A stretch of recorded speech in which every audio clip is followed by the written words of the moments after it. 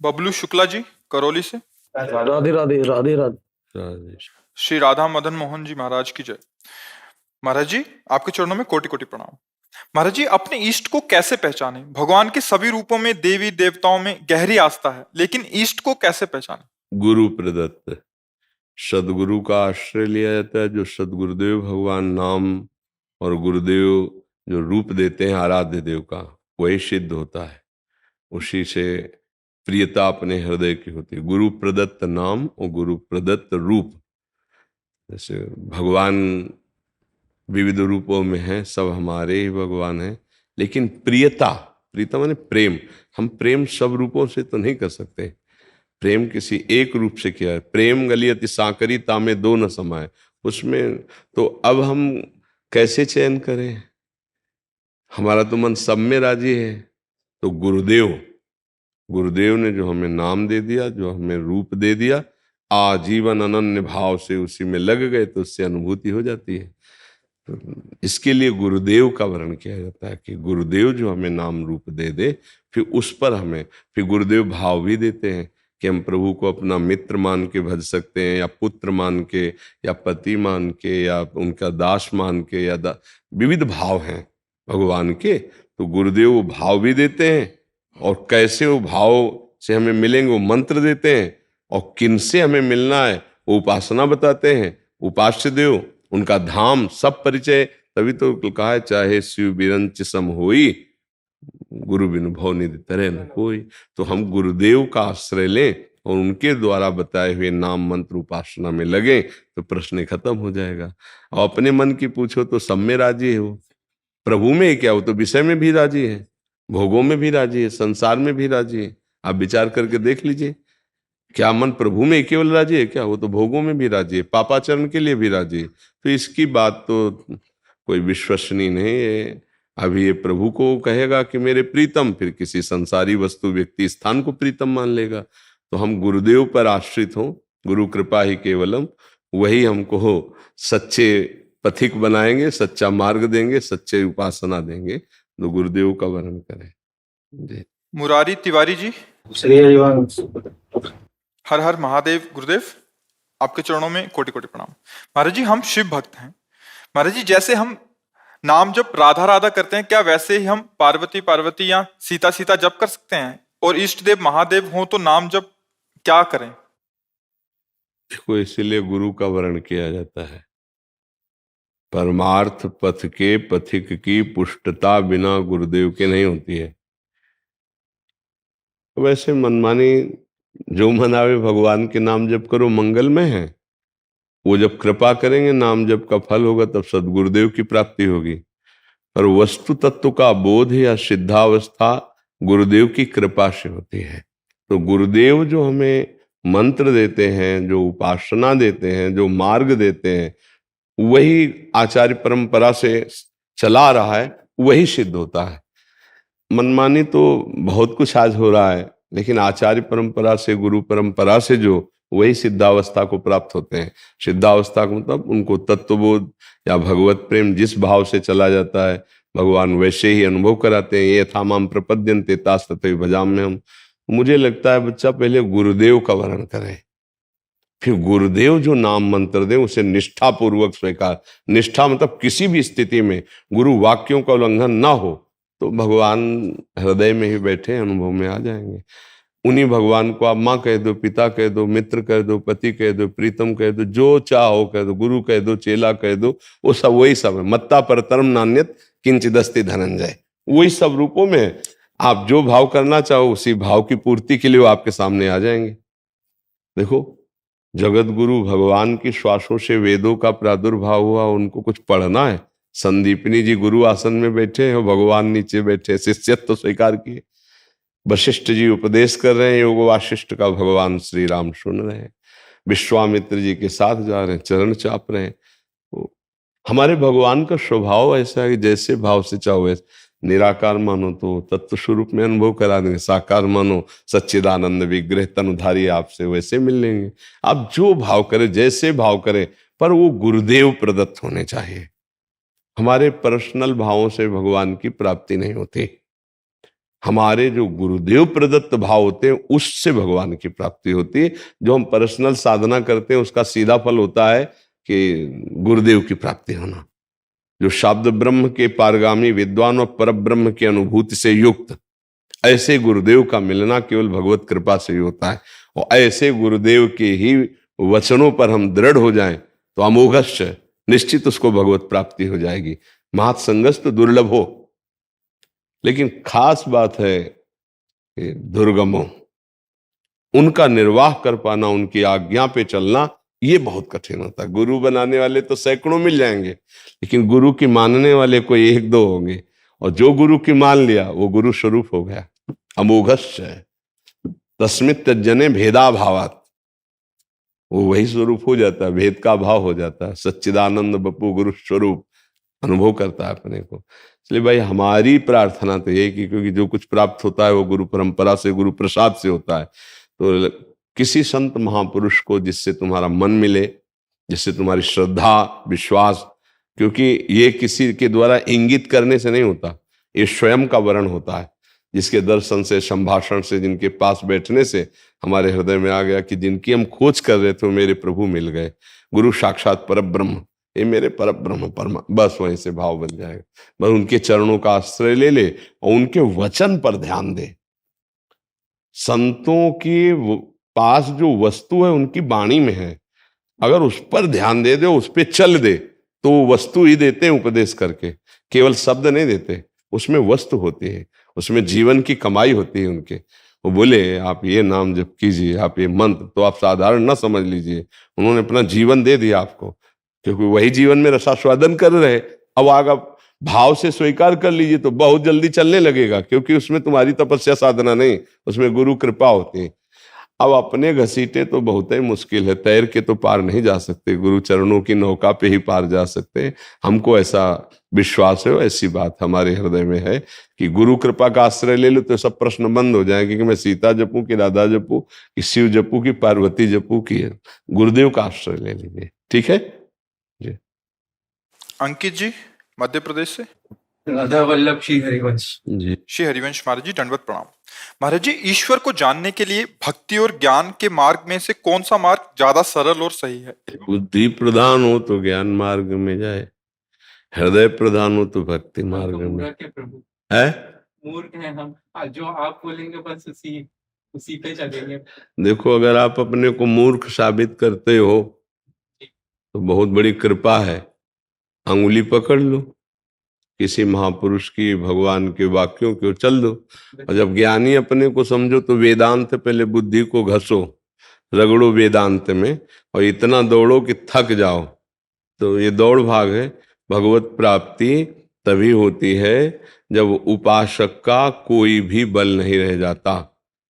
अपबल तपबल और बाहुबल चौथो बल है दाम, शूर किशोर कृपाते हारे को हरिनाम, सब बल हारे को हरिनाम।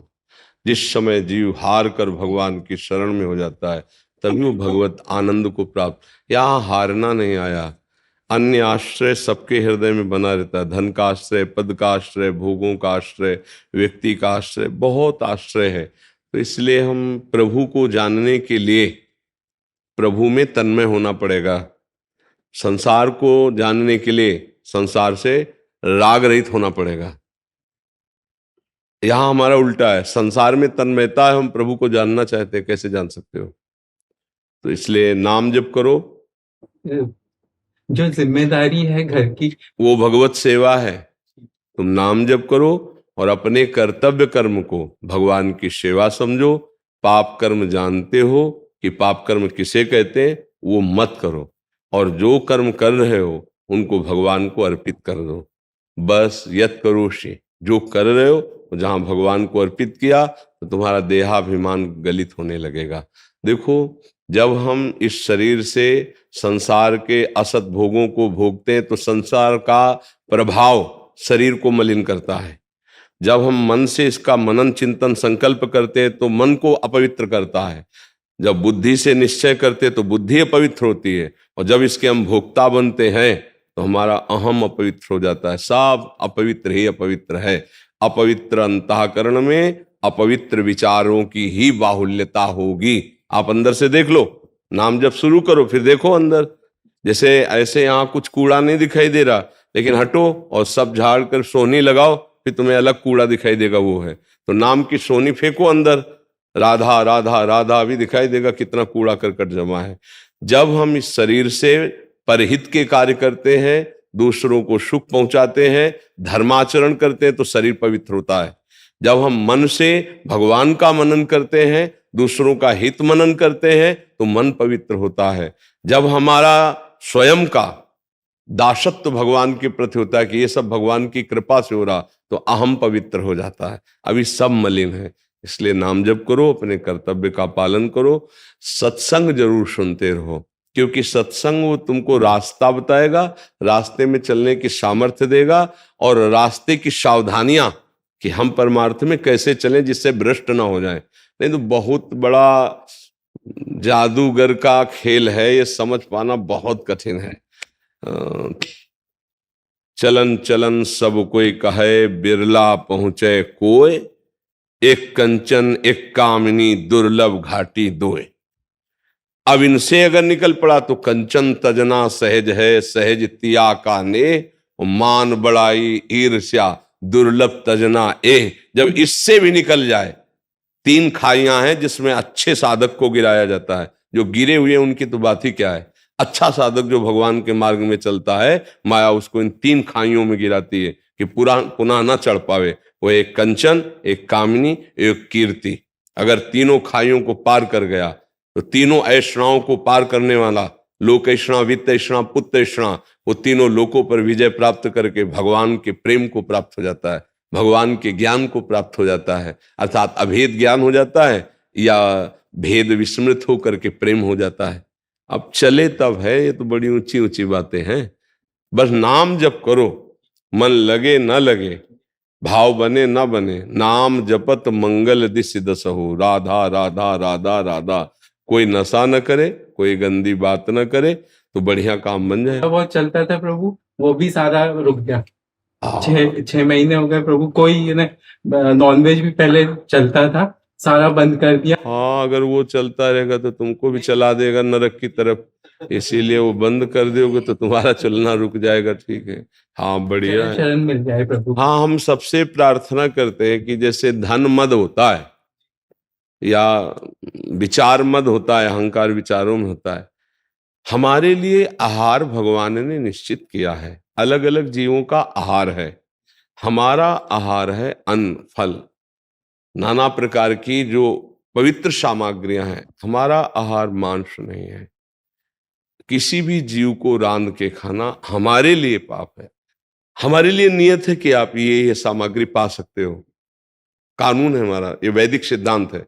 अब उसके अलावा अगर आप करते हो तो आप पाप करते हो। एक मर्यादा रखी गई, एक नियमावली बनाई गई है। तो हमें लगता है कि जैसे ये लोग जो भूल कर रहे हैं धन मद में, विचार मद में, स्वाद के लिए, और दूसरे पशु पक्षियों को रांध करके खाते हैं, तो मान लो कहते हैं हम हिंसा नहीं करते, हम बाजार से ले आते हैं, लेकिन हिंसा का ही आपको दंड मिलेगा। प्रेरक, कर्ता, अनुमोदन, तीनों को बराबर फल मिलता है, चाहे वो सत्कर्म का हो या असत्कर्म का हो। तो इसलिए ये जो मांस भक्षण आदि है, ये बहुत निकृष्ट कष्ट देने वाला है। वैसे सबको छोड़ देना चाहिए। कुछ दिन की जिंदगी है, दूसरे जीवों को पका पका कर तुम अमर तो हो नहीं जाओगे ना।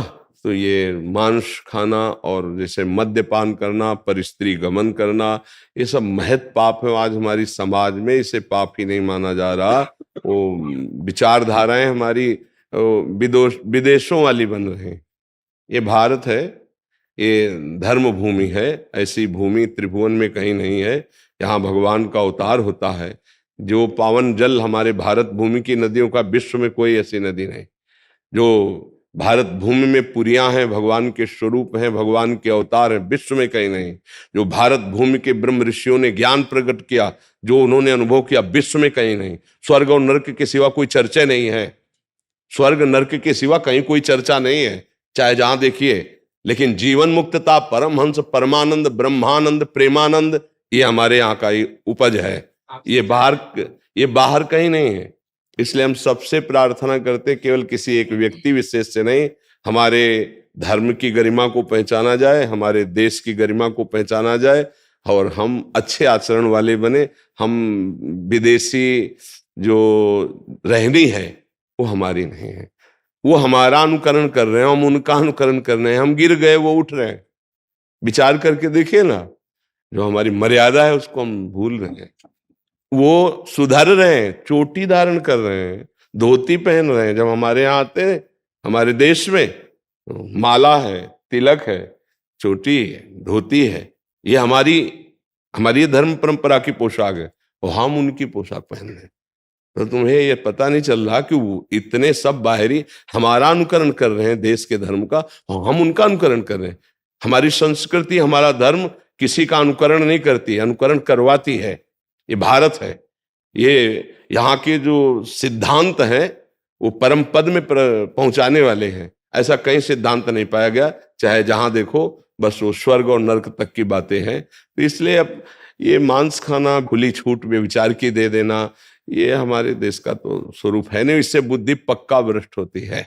प्रभु, तलाकशुदा या विधवा की जैसे दोबारा शादी कराएं तो ये भगवान, हम केवल अध्यात्म की चर्चा को संभालने के लिए केवल इस विषय पर बोलते ना, इस विषयों पर हमारा ना प्रवेश है और ना हम इन विषयों के लिए बैठे हैं। हम तो सिर्फ तुम्हारे मन को जबरदस्ती पकड़ के राधा राधा बोलवाने के लिए बैठे कि तुम्हारा मंगल हो जाए। इन सब व्यवहार की बातों के लिए और बहुत से प्रश्न और उत्तर होने वाली जगहें हमारे यहाँ सिर्फ मन और इंद्रियों को बलात् घसीट कर सच्चिदानंद में स्थित करने के लिए चर्चा होती। उसमें जो त्रुटियां हैं उनको संकेत में बता देते हैं। नहीं तो ऐसे प्रश्नों से प्रपंच का विस्तार होता है।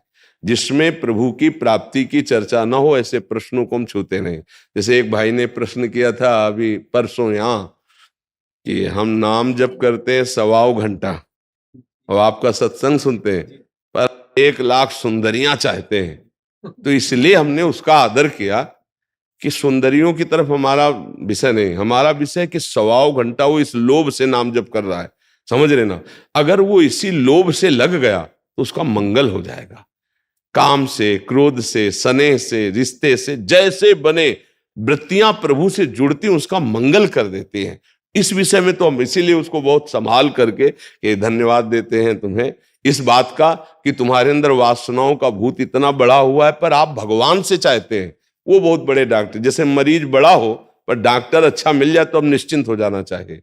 वो भगवान का आश्रय ले लिया, वो भगवान का नाम जप करता है, अब अंदर की दबी हुई दुर्वासनाएं सब शांत हो जाएंगी। नहीं तो इन सब जो भगवत मार्ग में हमें आगे बढ़ाने वाले हो, हम उन प्रश्नों का आदर करते हैं और इन सब व्यवहारिक प्रश्नों का आदर नहीं करते। कोई भी हो, पुरुष नपुंसक नारी वा जीव चराचर कोय, सर्वभाव भज कपट तजी मोह परम प्रिय सोय। हमारा उद्देश्य भजन और हमारे राष्ट्र की सेवा, अपने अपने कर्तव्यों का पालन धर्म पूर्वक, बस इतना अगर संभाल लोगे सब संभल जाएगा। और तो फिर प्रपंच के प्रश्नों की झड़ी लगा दो, अरे एक बात मान लो और चल दो तो तुम्हारा जीवन बदल जाएगा। और प्रश्न करते रहो तो क्यों, फिर ऐसा क्यों, फिर ऐसा क्यों, तो उसका उत्तर कुछ नहीं। नाम जप करो, अच्छे आचरण करो, अपने धर्म से चलो, मंगल है। सत्संग और कुसंग में डिफरेंस करना बड़े कठिन हो गया है। जब बहुकाल करी सत्संगा तबई होए सब संशय भंगा। ये बहुकाल वाला सत्संगी नहीं है, ये सीधे भगवत साक्षात्कार की योग्यता वाला है। एक क्षण में भगवदाकार वृत्ति हो गई। तात स्वर्ग और अपवर्ग माने मोक्ष, दोनों अगर एक पलड़े में रख दिए जाएं और महात्मा का एक क्षण का संग, तो वो फेल। मोक्ष सुख, स्वर्ग सुख एक क्षण के सत्संग के सामने नहीं टिक सकता। वो जानते हो, सीधे भगवत साक्षात्कार। अभी तो बहुत जरूरत है सत्संग की, जिससे हमारे सारे संशयों की निवृत्ति हो जाए। अगर हम सत्संग की पहचान कर लेंगे तो कुसंग की पहचान हो जाएगी। अगर कुसंग होता रहा तो सत्संग का लाभ मिल ही नहीं सकता। क्यों? क्योंकि जैसे हम पोछा लगाया और खिड़की खुली और धूल भरी आंधी चली तो और गंदा हो जाएगा। और आज कुसंग की बाहुल्यता है, सत्संग बहुत कम है। वास्तविक बात समझना, सत्संग बहुत दुर्लभ है। सत्संग ऐसे सुलभ नहीं होता है कि किसी भी विधान से आप सत्संग अपने बल से प्राप्त कर लो। देखो गोस्वामी जी का अनुभव देखो, बिनु सत्संग विवेक न होई। आगे नहीं लिखा कि 10 करोड़ में 10 लाख में सत्संग मिलेगा, राम कृपा बिनु सुलभ न सोई। अगर सत्संग मिलेगा तो भगवान की कृपा से मिलेगा, जो पैसे से होगा तो बत्संग तो हो सकता है, सत्संग होना बड़ा कठिन। सत्संग तो केवल भगवान की कृपा से मिलता है। आप इतनी बात समझ लीजिए। हाँ, जब द्रवहि दीन दयालु राघो तब साधु संगति पाइए। अब मोहि भाव भरोस हनुमंता बिनु हरि कृपा मिले नहीं संता। जिसमें तुम्हारा धनाभिमान है, जिसमें तुम्हारा पदाभिमान है, जिसमें तुम्हारा लोक भाव है, वो सत्संग हो ही नहीं सकता, वहां हो ही नहीं सकता। सत्संग वही होता है जहां भगवत कृपा पात्र जन होते, और उनसे मिलान भगवत कृपा बल से होता, किसी और बल से नहीं होता है। हाँ, जो प्रभु मोहि अनुग्रह कीन्हा तो तुम आई दरस हटि दीना। हम इधर मान रहे हैं कि भगवान ने हमें कृपा की और आप सबके रूप में आकर अपनी चर्चा करवाकर हमें आत्म सुख प्रदान कर रहे हैं। कुसंग से तभी बचा जा सकता है जब सत्संग का परिचय मिल जाएगा, और सत्संग का परिचय बाहर से नहीं होता, अंदर से होता है। अंदर की वृत्ति से पता चलता है कि भगवदाकार वृत्ति से बोला जा रहा है या पार्थिव वृत्ति से बोला जा रहा है। इसलिए हमें लगता है कि नाम जप करे और जहां भी कोई भगवान की चर्चा सुनने को मिले बस उससे मतलब रखे। हमें मिठाई खाने से मतलब, मिठाई वाले से मतलब, मिठाई ली राधा राधा राधा, अपना सच्ची बात सुन ली शास्त्रों की, अपने आनंद में डूब गए। क्यों भाई? दीपक जी मुंबई से। राधे राधे। राधे राधे। प्रभु ये खेल क्यों खेल रहे हैं? आप खेल रहे हैं और कौन खेल रहा है? प्रभु को दूसरा मान करके, अपने को अलग मान करके आप फंस गए हैं। अगर दूसरा मानना बंद कर दें, खेल खत्म हो जाए, कोई दूसरा नहीं। जैसे मीरा जी की, मेरे तो गिरधर गोपाल, अब दूसरों न कोई, दूसरा कोई है ही नहीं। मत्ता परतर नान्यत किंचिद अस्ति धनंजय। आप अपने को शरीर को लेकर अलग मान रहे हैं? मान रहे हैं? आप अपने को जानते हैं क्या? अगर आपको कहें आप अपने को जानते हो तो हाँ कहोगे इस शरीर को लेके? नहीं जानते हो आप अपने को। आप वही हो जिसके लिए आप आरोप लगा रहे हो। क्यों खेल खेल रहा है? आप ही खेल रहे हो प्रभु। 1000 करोड़ अरब घड़े रख दो, उनमें सूर्य का प्रतिबिंब पड़े तो क्या करोड़ सूर्य हो गए क्या? और सब घड़े फूट जाएं तो क्या सूर्य का नाश हो गया क्या? नहीं। शुद्ध ज्ञान प्राप्त हो जाए तो जानत तुम्हें हो जाए। ये घड़ों का खेल चल रहा है। और ये स्वप्न आपने देखा है? क्या होता है उसमें? कोई होता है क्या? वस्तु, व्यक्ति, स्थान, कुछ भी। जगने पर पता चला ना, लेकिन सोते हुए जब आप स्वप्न में थे, आपको हम लाख समझाते कि ये दुश्मन नहीं, ये जो चाकू मार रहा है बिल्कुल तेरे को नहीं लगेगी, लेकिन आप विश्वास नहीं करेंगे। उस समय आप चीख पड़ेंगे, भयभीत हो जाएंगे, भागेंगे, या सुखद भोग होगा तो आप उसमें रमण करेंगे। लेकिन ना कोई सुखद था ना कोई दुखद था, केवल एक मन जो तमोगुण में लीन नहीं हुआ था सुसुप्ति में, वो बचा तो स्वप्न की रचना कर दी। ऐसे ही उमा कहूं मैं अनुभव अपना, सत हरि भजन ये जगत सब सपना।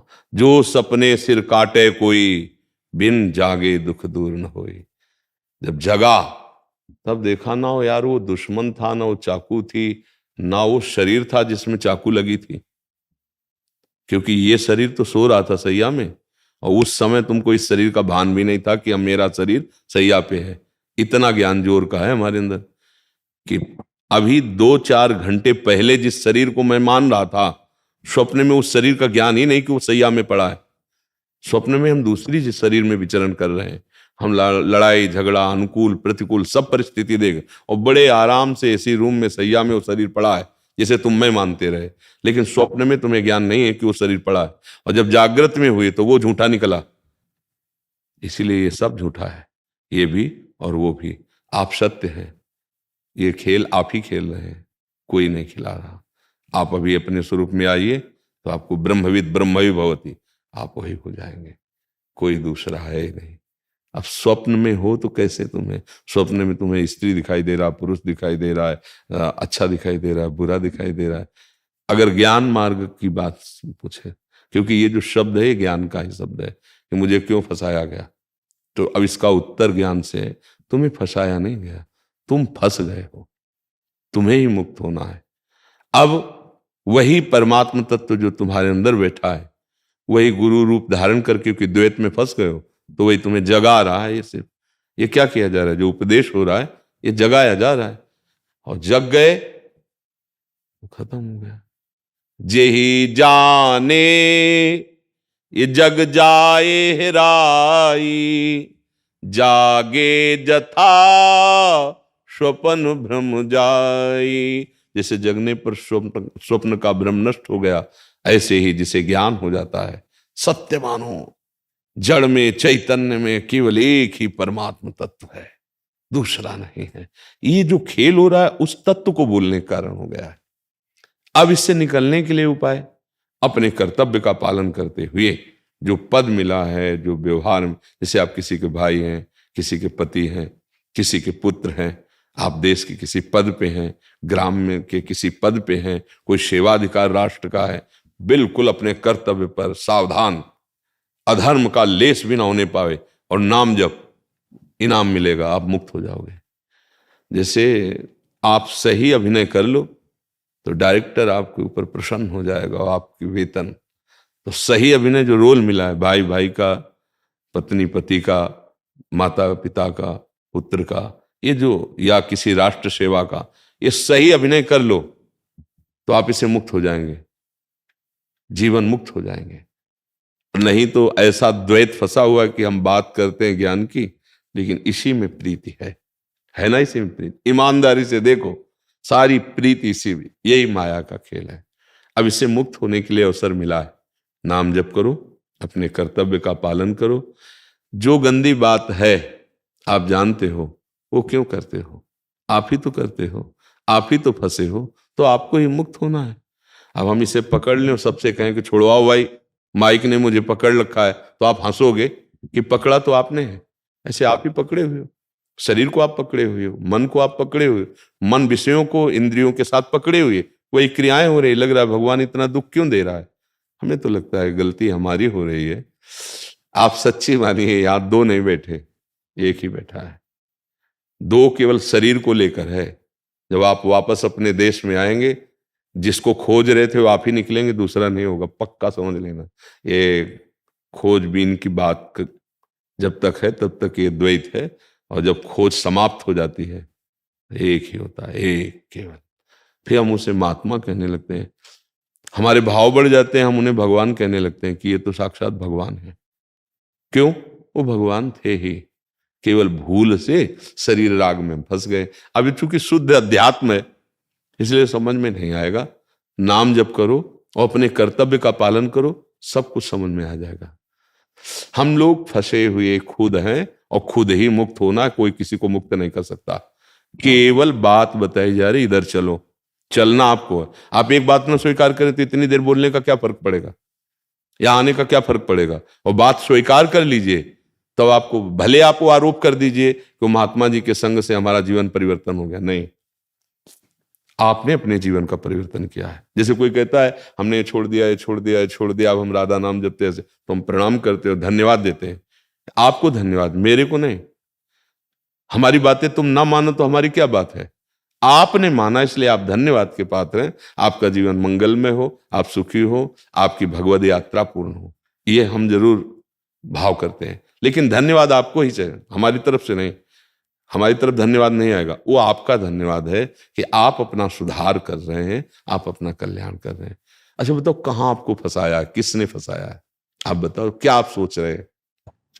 नहीं, आपके जो ये सुनता हूँ मैं रोज, तो उसमें आपने कहा था कि प्रभु ही फंसे हुए हैं, प्रभु का ही खेल है, प्रभु ही खेल रहे हैं और प्रभु ही निकले। हाँ, तो अब अगर आप अपने को प्रभु मानते होते तो आपको प्रश्न कैसे आता? आप नहीं मान रहे ना, आप अपने को देह मान रहे ना, इसी से मुक्त करने के लिए कह रहे हैं। हमने प्रभु को भूला क्यों? माया में आके, ये जो माया का दृश्य है, माया माने जानते हो क्या होता है? पहले प्रभु के साथ ही तो थे। आप प्रभु के साथ नहीं थे, आप वही थे। यही तो गलत हो जाएगा, अगर मतलब हासिल भूल जाओगे तो सवाल हल नहीं होगा। वेद कहता है एकोहम बहुश्यामा, मैं एक बहुत रूपों में हो जाऊं। इसका हमने सहज में उदाहरण दिया है, जैसे एक शीशे का भवन है, तो शीशा की कई क्वालिटियां होती है ना, चेहरे को बड़ा करके दिखा देना, चेहरे को टेढ़ा मेढ़ा दिखा देना। अब उस भवन में सब शीशे लगे हैं, अब हम अपने आप को ही बहुत रूपों में देख रहे हैं। अगर हमें भ्रम हो जाए कि बहुत आदमी खड़े हैं, तो अज्ञान तो हमारा है ना। एक पंचभूत जिससे सब रचित है, एक आत्म तत्व जो सबके हृदय में विराजमान है, एक ही है, दो कोई है ही नहीं। अब हम जो फंस गए वो दो मान के फंस गए। अब जैसे स्त्री शरीर और आपका शरीर, क्या आपने उसमें एक ही तत्व देखा? नहीं। अगर एक तत्व देखोगे तो कामना नहीं होगी। अन्य सामग्री, आपका शरीर, भोक्ता कर्ता, ये भाव आपके अंदर बैठ गया, इसी को हटाना है। अहमता ममता, जिसे कर्ता भोक्ता भाव, बिल्कुल वही। जैसे आप सहज भाव में समझो, समुद्र है, उसमें करोड़ों तरंगे हैं, है क्या उसमें? समुद्र ही तो है ना। वायु विकार हो गया, थोड़ा वायु निकल जाने दीजिए, शांत एक समुद्र मात्र है नहीं? ये जो विकारात्मक माया माने होता है, मां माने नहीं, या माने जो है ही नहीं, उसे कहते हैं माया। और उसी भ्रम में हम फंस गए। जैसे स्वप्न में कुछ नहीं था पर हम फंस गए। सुखद हुआ तो आनंदित हो गए, दुखद हुआ तो रो दिए। कोई कोई स्वप्न में तो चिल्ला पड़ता है, आदमी दौड़ते हैं तो बोले अरे यार स्वप्न देख रहा था ये आदमी। बस ये एक जागृत में तुम अभी जागे नहीं हो। मोह निशा सब सो अनिहारा, देखे स्वप्न अनेक प्रकारा। आप ऐसे सरल भाव से समझो, ब्रह्म एक मूल प्रकृति, वही ब्रह्म, त्रिगुणात्मिका प्रकृति वही ब्रह्म, महातत्व वही ब्रह्म, अहंकार वही ब्रह्म, पूरा त्रिगुणात्मिका सृष्टि का विस्तार वही ब्रह्म। इतना भी ब्रह्म से विलक नहीं, कुछ भी नहीं। अब इसका जिस दिन आपको ज्ञान हो गया, परमानंद आपका स्वरूप है, आप जीवन मुक्त महापुरुष कहे जाएंगे। जीवन मुक्त। अभी जीवन आसक्त है, अब कैसे समझ में आएगा? एक शेर का बच्चा गडरिया भेड़ों को चराने जंगल गया था। वो बिछुड़ करके उनके भेड़ों के बीच में तो सांटे खा रहा था, गडरिए के सांटे खा रहा था भेड़ों के बीच में, वैसे जैसे कहता वैसे बंद। एक दिन एक जंगली शेर, उसने देखा कि ये तो मेरे परिवार का है और मेरे आहार के बीच में रह करके वो घास चरती है भेड़े और वो भूखा रह रहा है और सांटे खा रहा गडरिए के। नजदीक गया, उसको बुलाया, कहा देख तू जानता है कौन है? ये उदाहरण में है। तो कहा हम तो इन भेड़ों के बीच में। नहीं, ऐसे सरोवर में ऐसे देख, मैं जैसा हूं ऐसा ही तू है। हाँ दिखाई तो दे रहा। अब मैं दहाड़ रहा हूं, तू ऐसे दहाड़ लगाए। अब जा भेड़ों के बीच में लगा दहाड़, तो न गडरिया वहां टिका न भेड़ टिकी, सब भाग गए। समझ रहे हो? माया। रोज सांटे पड़ रहे हैं, काम के, क्रोध के, लोभ के, मोह के। हे तू ब्रह्म है। अब ये बात समझ में आ गई तो न गडरिया टिकेगी, न भेड़ टिकेगी, न माया टिकेगी, काम क्रोध टिकेगी।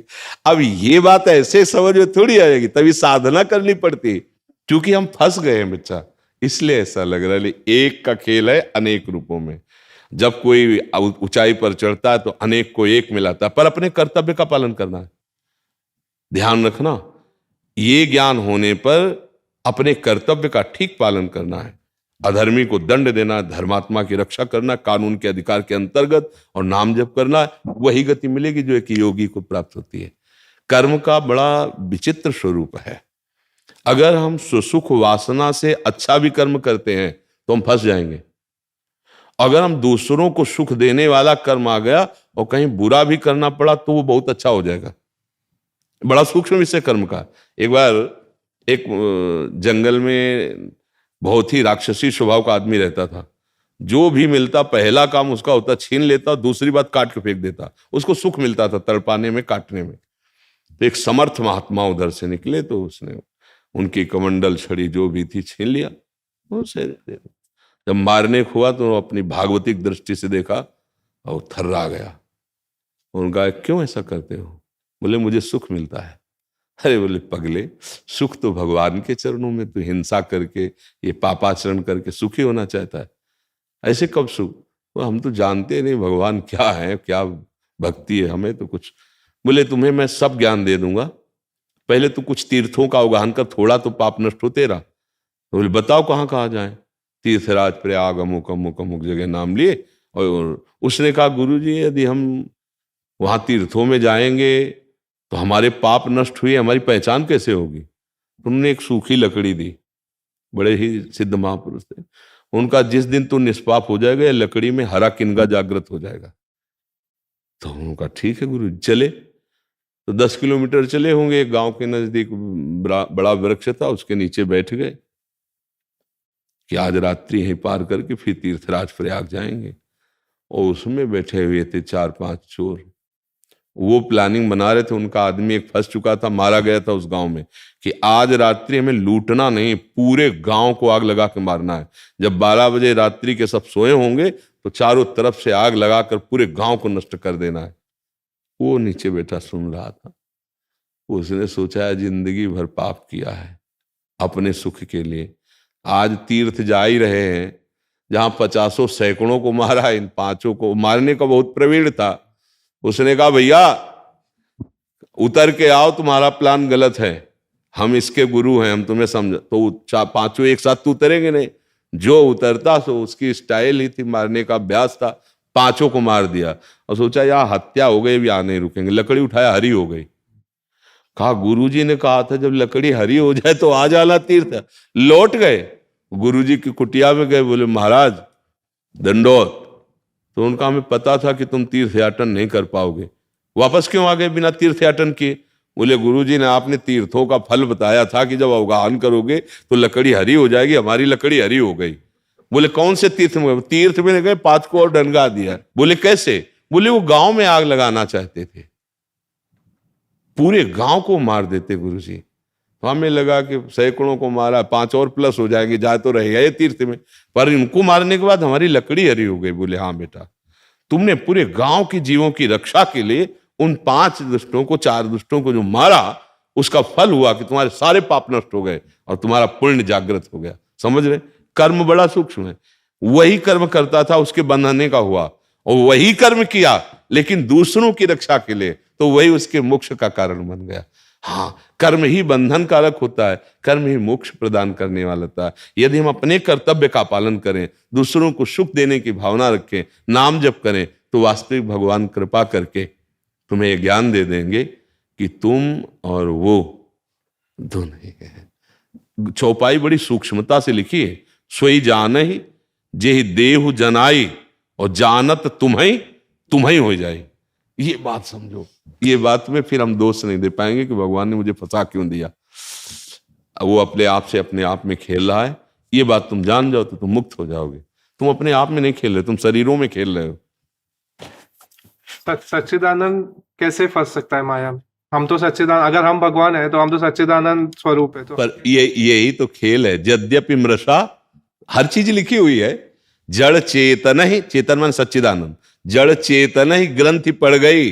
बोले यद्यपि मृषा पर छूट अति कठिनाई।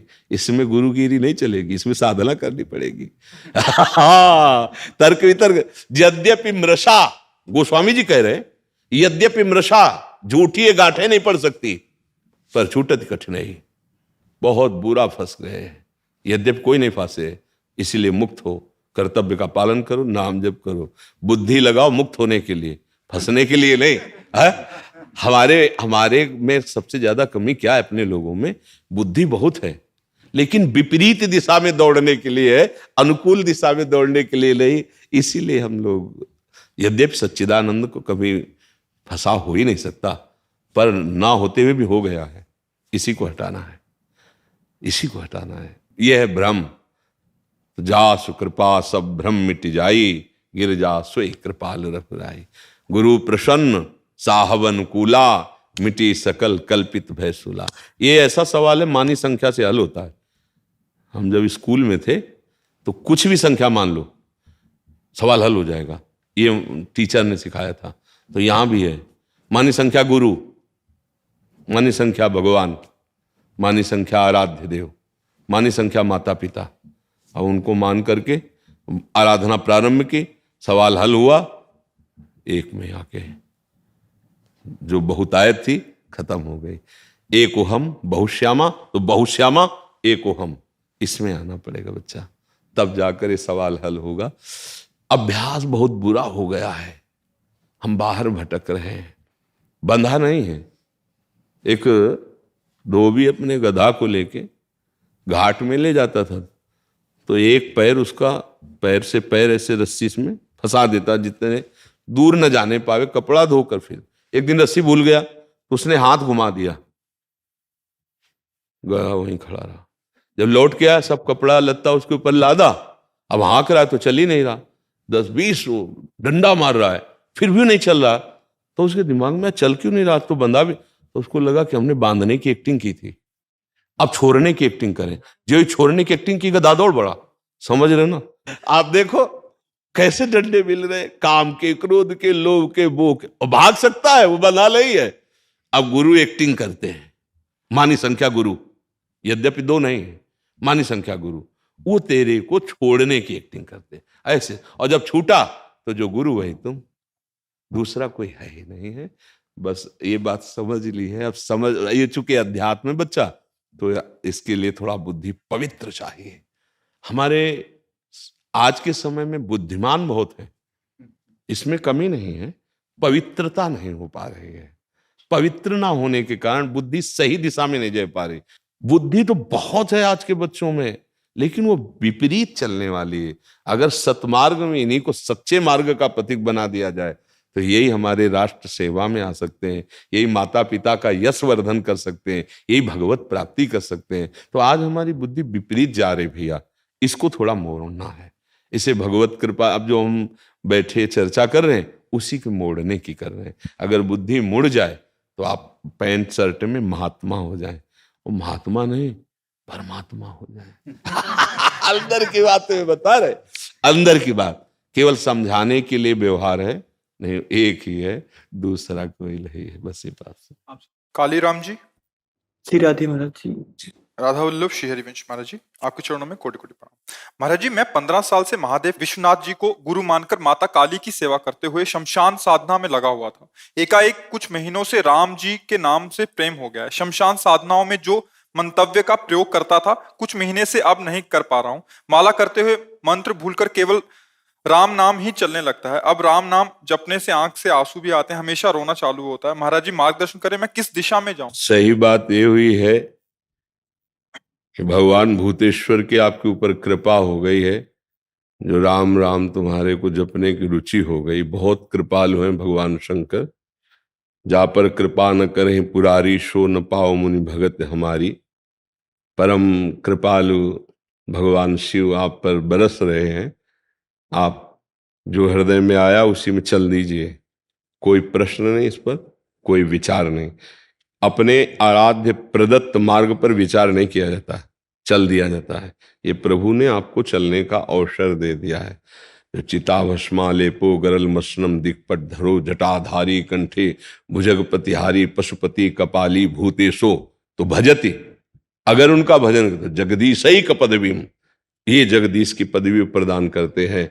जब भगवान शिव प्रसन्न होते हैं तो ये प्रदान कर देते हैं। भगवान अयोध्या वासियों से कहते हैं, और एक गुप्त मत सबई कहो कर जोर, शंकर भजन बिना नर भगत न पावे मोर। महादेव प्रसन्न हुए, अब ये मार्ग दे दिया, अब बहुत सावधानी से चलो। महाराज जी, जैसे जब नाम जब मिला तो हम शमशान साधना करके परेशान हो गए थे किसी तनाव से। महाकाली देखो एक हम आपको बात बता रहे हैं, भगवान भूतेश्वर को प्रसन्न करने के लिए मार्ग हैं, जैसे अघोर मंत्र है, अघोर पंथ है, बहुत से मार्ग हैं। हमारे भगवान का एक स्वभाव है, ये यथा माम प्रपद्यन्ते तास तथैव भजाम्य हम। अगर आप उनको अघोर रूप से देखोगे, वैसा आपको अनुभव करा देंगे। वो भूत रूप से देखोगे, भूत रूप से आपको दिखा देंगे। मंत्र सिद्ध करके वासनाओं की, कामनाओं की पूर्ति के लिए सिद्ध बनकर पूजने लगोगे, लेकिन भगवत साक्षात्कार नहीं होगा। आज शिव जी की कृपा हुई कि आप भटकने से बच गए और मार्ग आपको मिल गया। इसलिए सौम्य और शांत और पवित्र आहार करते हुए दैन्य भाव से चलोगे तो जीवन कृतार्थ हो जाएगा। हाँ, कब जैसे शिव उपासना में है, जो संभल नहीं पाते हैं तो फिर वो गलत मार्ग का अवलंबन ले लेते हैं, क्योंकि हम काशी में ही रहे, घाटों में ही रहे और उन्हीं के उपासक रहे हैं। फिर वो इसीलिए तो हम आपके पास आए। हाँ, वो अन्य जो नहीं पाना चाहिए वो पाने लगते हैं, जो नहीं पीना चाहिए वो पीने लगते हैं और कहते हैं भगवान शिव हलाहल विष समस्त देवता और भगवान की प्रार्थना स्वीकार की। जिस समय समुद्र मंथन हुआ तो समुद्र मंथन से सबसे पहले हलाहल विष निकला जो पूरे विश्व को भस्म कर देता। तो स्वयं अजित भगवान श्री हरि समस्त देवता दैत्य भगवान शिव के शरण में गए और जब वंदना की और कहा प्रभु रक्षा करो इस जगत की, क्योंकि आप ही कर सकते हो रक्षा। तो उन्होंने प्रार्थना की और भगवान शिव ने पूरे हलाहल विष को कंठ में रोक लिया और नीलकंठ नाम। वो कोई नशा थोड़ी करते हैं यार महाराज जी, ऐसा कोई अगुरगु हुआ नहीं, हम नशा तो कभी नहीं किए। अज्ञानतावश जैसे मांस का सेवन हो रहा था, महाकाली के आदेश से जब राम नाम का आदेश हुआ, जैसे महाराज जी नाम में मिला था, परेशान होके महाकाली के मंदिर में बैठे हुए। हाँ, इसमें हमको देखो एक हमारी प्रार्थना है, कहीं हमको शैव उपासना में मांस भक्षण का कहीं भी आदेश नहीं हुआ, कहीं भी किसी शास्त्र में आदेश नहीं है।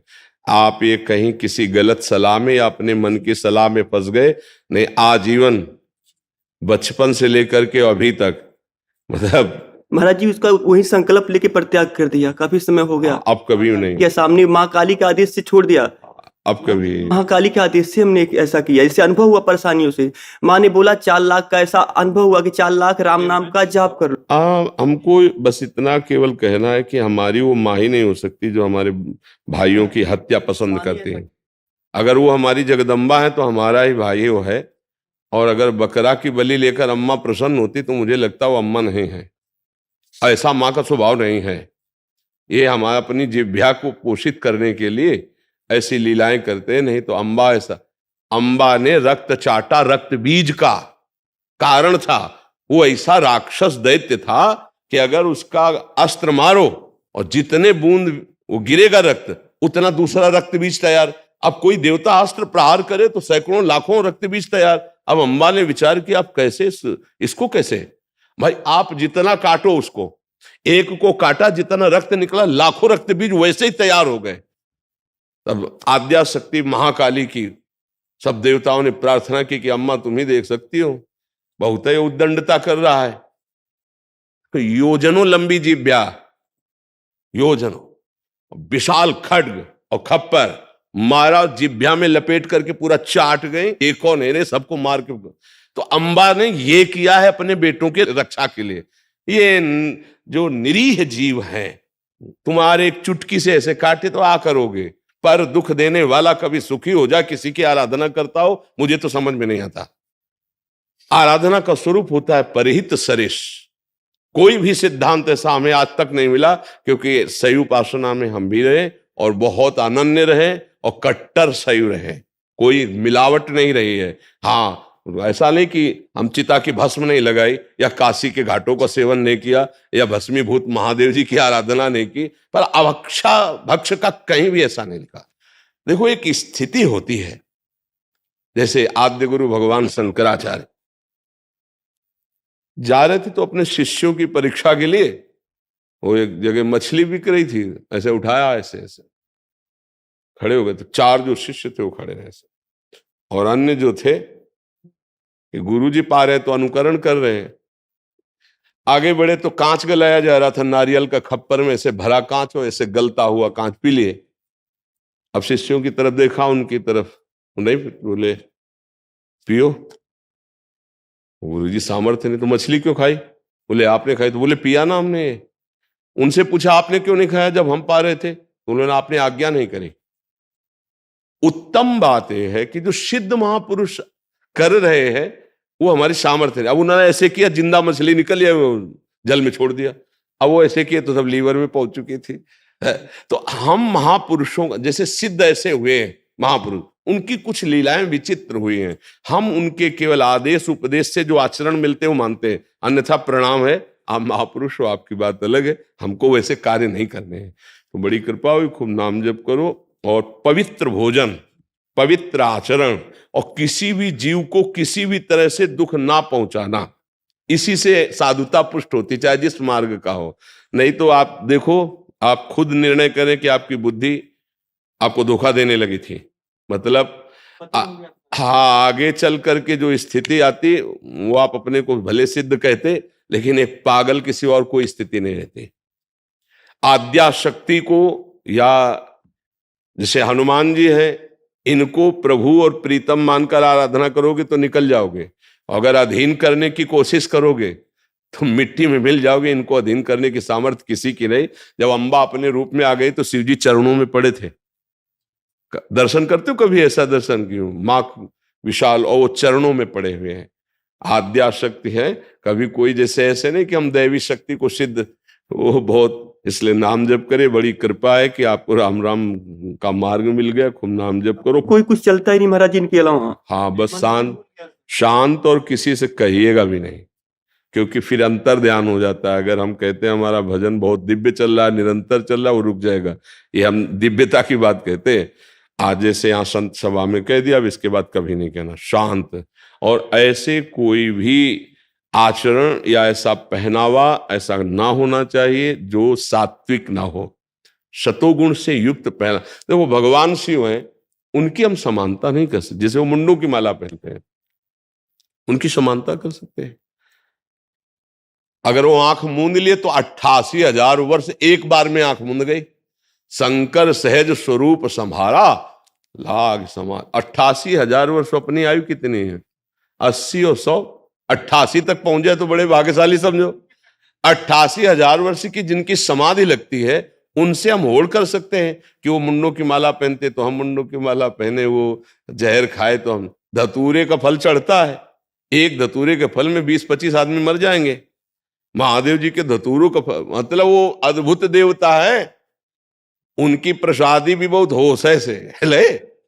मतलब सेव भी चढ़ता है तो सेव ले लो। अब कह दो सबे प्रसाद तो एक धतूर का फल है, खा लोगे तो हजम कर ले की सामर्थ्य थोड़ी। वो देवादिदेव महादेव सबकी सामर्थ्य। इसीलिए बहुत ही सत्संग की आवश्यकता होती है, नहीं तो उसमें क्या उद्दंडता आ जाती है। आराधना में उद्दंडता आ जाती है और वो फिसल कर मानसिक विक्षिप्त हो जाता है। फिर लोग उसको सिद्ध मानने लगते हैं। मानसिक विक्षिप्तता को जो जितना धर्म के विरुद्ध उद्दंडता करे, उसको 4 लोग जो है ना वो सिद्ध घोषित कर देते हैं। ये कलयुग का प्रताप है। जैसे कई बातें ऐसे देखने को मिलती हैं जो तस्मात् शास्त्रम प्रमाणम ते कार्याकार्य व्यवस्थित हो, कभी सिद्ध ऐसा नहीं कर सकते। क्योंकि जैसे हम सात्विक भाव लेकर के चले और परिपक्व हुए तो वही भाव रहेंगे ना।